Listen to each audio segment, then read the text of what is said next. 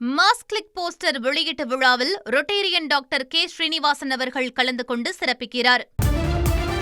ஜந்தர் மந்தர்ல போராட்டம் தொடர்கிறது.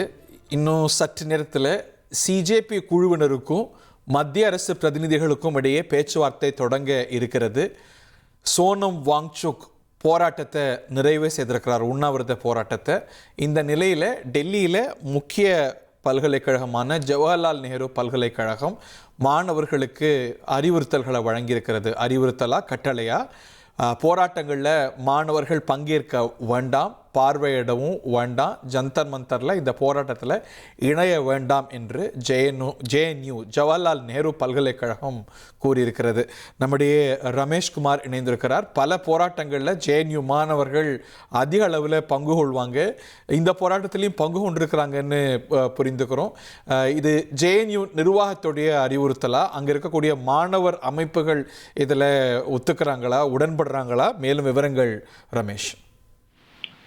அதாவது டெல்லி ஜந்தர் மந்தர்ல மாணவர்களுடைய போராட்டம் நடைபெற்று வரக்கூடிய சூழ்நிலையில ஜேஎன்யூ பல்கலைக்கழகம் மட்டுமல்ல, மற்றொரு பல்கலைக்கழகமான டெல்லி பல்கலைக்கழகம் சில அறிவுறுத்தலை வழங்கி இருக்கிறது.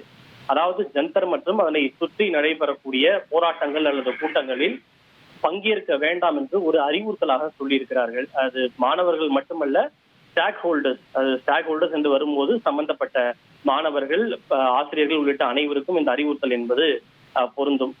ஜேஎன்யூ வெளியிட்டிருக்கக்கூடிய அந்த அறிவுறுத்தல் என்ன சொல்லியிருக்கிறார்கள் என்றால், அனைத்து சம்பந்தப்பட்ட அனைவரும் பொறுப்புடன் தனிப்பட்ட பாதுகாப்பிற்கு முன்னுரிமை அளிக்குமாறு அறிவுறுத்தப்படுவதாகவும், பொது ஆர்ப்பாட்டங்கள் குறித்த உச்சநீதிமன்றத்தின் வழிகாட்டுதலுக்கு இணங்க டெல்லியில் உள்ள ஜந்தர் மந்தரிலோ அல்லது அதை சுற்றியுள்ள பகுதிகளிலோ நடைபெறக்கூடிய கூட்டங்களில் பங்கேற்பதையோ அங்கு செல்வதையோ தவிர்க்குமாறு கேட்டுக் கொள்ளப்படுவதாக குறிப்பிட்டிருக்கிறார்கள்.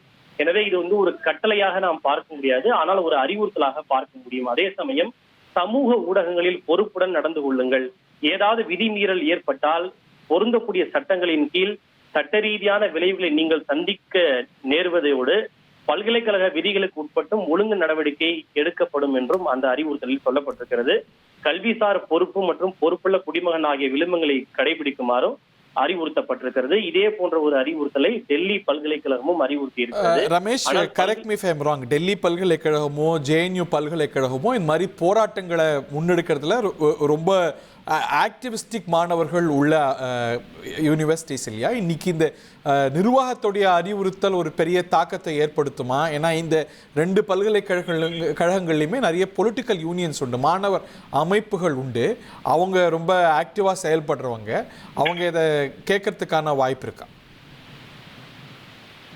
நிச்சயமாக ஜேஎன்யூவாக இருந்தாலும் சரி, டெல்லி பல்கலைக்கழகமாக இருந்தாலும் சரி, அந்த பல்கலைக்கழக வளாகத்திற்குள்ளேயே பல நாட்களில் பல சந்தர்ப்பங்களில் போராட்டம் நடைபெற்றிருக்கிறது. அந்த போராட்டங்கள் எல்லாம் ஒரு வாரம், 10 நாட்கள், ஒரு மாதம் என்று அந்த போராட்டங்கள் சந்தித்திருக்கிறது.